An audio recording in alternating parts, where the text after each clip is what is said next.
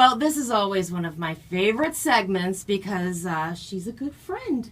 She's Whitney Reynolds, Whitney's Women. It's back. Hello. Hello, Brooke. You're right. We have become good friends. This is our Yes. third year together. I know. Oh, my goodness. Going on All the 2017. texting back and forth. Aw, and I still I need to know. come and meet the twins, though. I'm going to try to do that. in the Yeah, next couple Aunt of Brooke days. needs to stop by. I know. I love babies. Well, and they love you. And I want to see Puffy.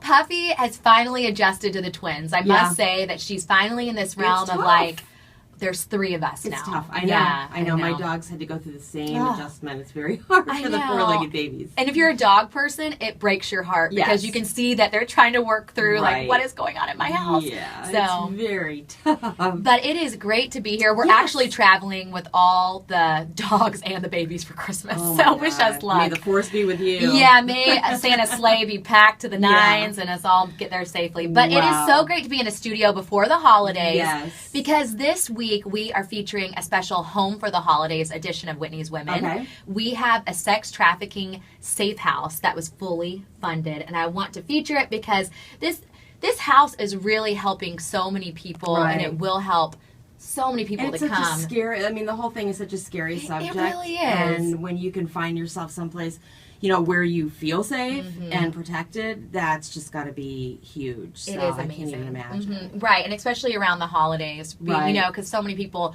focus on being home for the Yes, holidays or, yes. having a place to call home. And so Right. now this place is fully funded, and we're really excited to have great. Christina Archer in the house with Hello. us. How are you? I'm so good. I'm so happy to be here.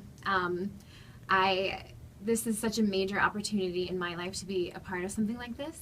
So we are, through Eve's Angels, we have acquired now a home for women 18 and up who are leading a life of sex trafficking or exploitation. This will give them an opportunity to have the tools and have the space to feel safe and to learn and then go out and be able to have that second chance at life. Can I just ask a question? Now, I mean, I've heard of sex trafficking and exploitation, but how does this come to be? Is it typically someone who runs away from home? It can Are be. they kidnapped? I mean, how? It's a good question, Brooke. And I know that it's prevalent here in the U.S. too. It's not just overseas. Right. But when you think about it, you kind of think of overseas, but it does happen here at home. So how does this just horrific ball start rolling? Absolutely. Those are really good questions because the majority of us as people don't understand Yeah. that it's also happening in our homes. Mm-hmm. It's happening in cities. It's happening in Chicago. It's happening in the suburbs. Yeah. And it affects families, whether you have a child who may be working in the commercial sex industry, but it also happens to someone who has a daughter or a child. So these are things that everyone needs to be aware of. So it's not only those things that where someone is crossing the border from Mexico or Canada. It's not only coming from overseas, it's also happening here in the Midwest and across the U.S. Right. We did an actual show on it in our season. I know you did. Yeah, and one of the things that I thought was amazing to find out was that we had Commander Gunther. He works a lot with the sex trafficking industry, and he was saying that even if you click on porn, that can be funneling money into this industry because some of the people that produce that stuff are in the industry. And you don't think about, not that porn's not a big deal, but you might not think that But things porn that is you a huge money-making industry. right, and so many, But- and you wouldn't think that maybe by partaking in that you're But- funneling money into the industry. So and not everybody's doing it. I mean, there are people who produce porn that Right, is right. straight, on the up and up. But so people who aren't on the up and up are using their porn business as like a front for the sex trafficking and Well, exploitation. it's not even necessarily that it's fronting or what, but you just don't know what money is funneling into it. So And- even clicking on it. yeah, it can be. And that's what Okay. I found fascinating with the show because Okay. I always thought it was very straight-laced, like, okay, it's some woman working in the Yeah. corner, I or thought- maybe that was taken from her home or whatnot. And actually, there are so many different avenues that these women and men can be impacted That's so into scary. it. It really is. Yeah. Those also add to the demand of the entire industry. So that is just a portion. So when you think of when we think generally over a grander scale, we think women who step in there are walking in there. And what we don't understand is where these women come from. That's what I want to know. These women go through adversity, trauma very young in their life, and they've developed just incredible strengths that we want to give a second chance and give them the opportunity to heal through.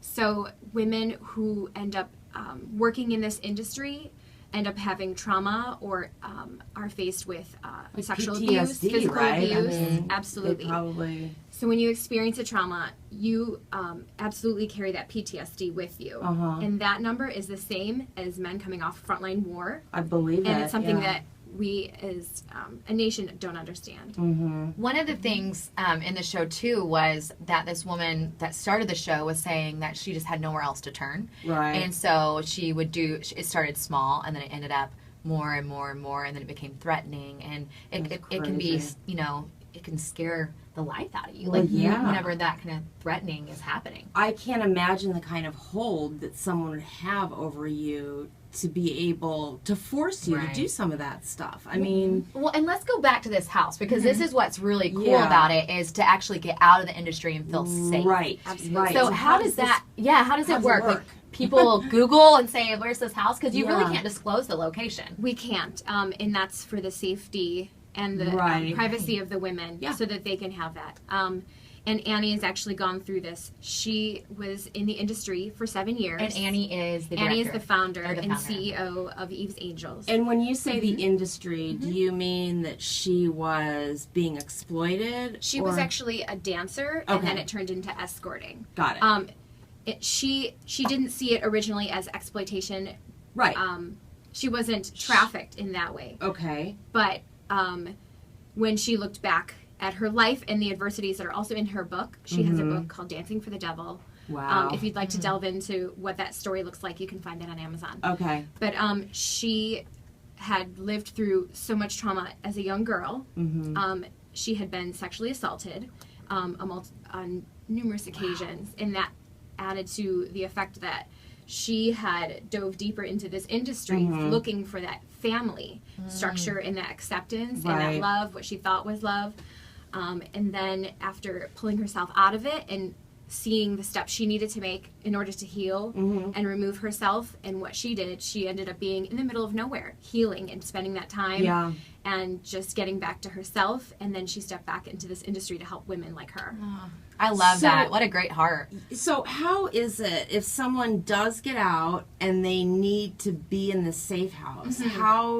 How do they get connected with it, since it's not a place where you can disclose the location? Well, they can reach us, our website. They Okay. can go to evesangels.org. Okay. They can also directly email us at info@evesangels.org. Is there I'm curious for my own knowledge, but when they get there, do they have to like turn over their cell phones and because I mean, think about how easy it would be for people to track them. I mean, Right, that's the right. scary part is like, Well, cell phones, do I you mean, just- you can find anybody Oh, anywhere I know. nowadays, So do they you know? basically, when they sign up for the safe house, they go off the grid?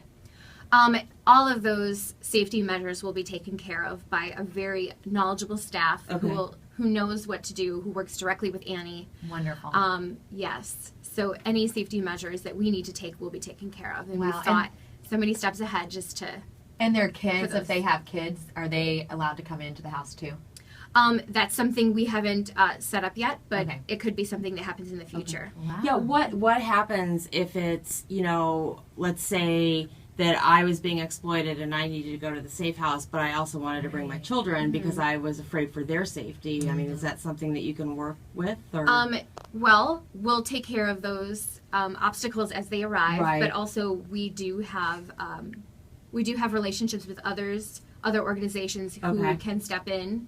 Well, and this when is those types a of great, things and this is a happened. great first step because this idea of the house was Right. an idea a year ago, and now it's fully funded. So we are so excited that you came on. Where can people find out about the safe house? Yes. Give us that website again. The website is evesangels.org, Okay. and they can wonderful. email us directly at info@evesangels.org. And I also want to clarify, I've known Annie for about 5 years now. That's how I actually really got connected into helping. this concept was about 9 years old. Wow. She knew that stepping back into this industry, she wanted to create a safe space and a home for them. But she ended up starting outreaches. Oh, wow. And that's how I Great, got involved. Oh, well, and one was in Chicago. And I am so glad you are involved and that Thank you came you. on today to tell Yes, us about thank it. you. And in case anybody is going through this or knows someone that is, make sure to reach out to the website. Give it again. Sure, it's evesangels.org, and they can directly email us. We are looking for donations to further this home and employ and be able to build on this. Yeah, like you said, build on maybe Yeah. where they can create a safe space for kids in the future. Exactly. Thank you for coming Thank you so on. much. Thank I could you. talk to you all Yeah, I day know. about this, you know, I know. really, I could, but we're out of time. Thank So you. I can't. Thanks for But I having do me. want to remind everyone to catch the Whitney Reynolds show. Yes, every Monday night at 6:30 on Lake PBS. Yes. We're in full swing, so make sure to check it out. Yes. I watch every Monday. I see know. ya. Yes, you do. You're one of my most loyal Brooks. All so. right. We are out of time. Everybody have a great week, and we'll do it again next time on The Weekly Show. Perfect. For more information, check out WhitneyReynolds.com or get social with us. Twitter @Whitney Reynolds or on Facebook, The Whitney Reynolds Show.